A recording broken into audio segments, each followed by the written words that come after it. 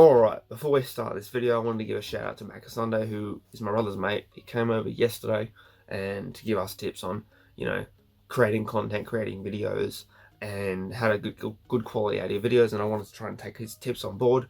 You'll see a few things in this video that were different to the last one, and we're going to give it a go because it's new to me. I want to make good content. I want to make good quality content that is enjoyable to watch and not a boring thing to sit through. So you might see a few different things in this video. Go subscribe to him, and I hope you enjoy today's video.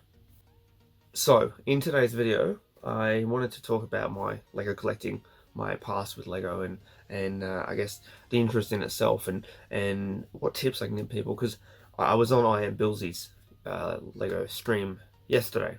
So I Am Billsy's from Lego Masters, a good mate of mine from years ago. We used to be on streams all the time, and I was saying how I've always wanted to be a voice in the community. It's never about cashing in on something that I've enjoyed my entire life. It's more about having a voice in the community, because I feel like I'm very knowledgeable in the product of Lego, not just Ninjago, but the product of Lego as a whole.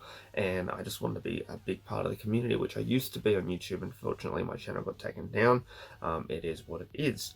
Now, today I want to talk about my kind of brief kind of summary of my my interest in Lego and growing up with, I guess, in the 2000s and collecting that era. Compared to now is a bit different. I started with my first sets were kind of like creator buckets, and that was when I was like 5 years old or so, or more. Duplo before that, obviously, but in terms of system, creator buckets were kind of first, and I had a few creator sets from that era, and I'll probably put them up on the screen for you guys to see.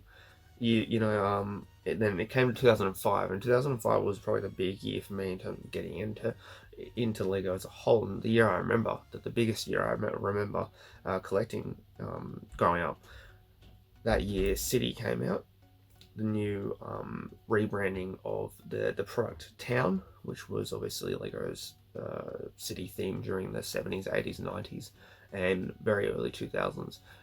World City took over in 2003 and 2004, and then they changed it to City in 2005, and that was a big thing, because those sets were fantastic. Those sets are the most nostalgic Lego sets to me on a whole ever. That 2005 wave, my first big set was the Mobile Crane 7249. That was the big set for me. That was the first one that I really got, and I got that for Christmas in 2005. Just a great year, and that was the year I actually got my first Bionicle set. So I really didn't. Obviously, I was a bit too young in the early era of Bionicle. I'm 23 or 22. Sorry, turning 23 soon. So I was a bit too young in that very early era of Bionicle, the most nostalgic era, really. 2005, my first set was Toa Hordika, Vakama, and Vizorak Roparak. So those are the two first sets I really got in Bionicle. Bionicle ended up being a big thing. Me and my brother collected that all the way till the end. 2010 obviously was the end of Bionicle Stars, and City. It just kept going with City, all the way till about 2010. Again, we stopped really going for the City sets. Star Wars was another one. I remember those Christmases, about 4 Christmases in a row I got a Star Wars set. So I got the Republic Gunship in 08, the Mon Calamari Star Cruiser in 09, 07 I got, what did I get? The Y-Wing maybe? I got the Y-Wing in 07. 06 I got, I think it was the Sith Infiltrator, might have been the set. Maybe the Imperial Star Destroyer. No, sorry, the Imperial Star Destroyer would have been one of them anyway.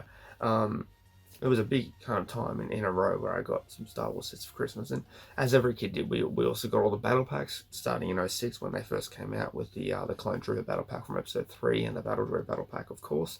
Those were still to me probably the best battle packs of all time. $20, great minifigs, everything. We built up fantastic sets. The 2010s, Bionicle ended. 2011 was a big year. Ninjago came out in 2011. Now, our first set we got was December 24th, 2010.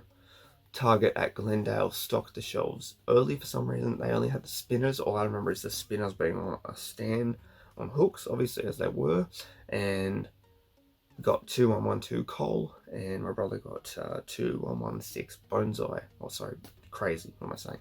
Crazy 2116.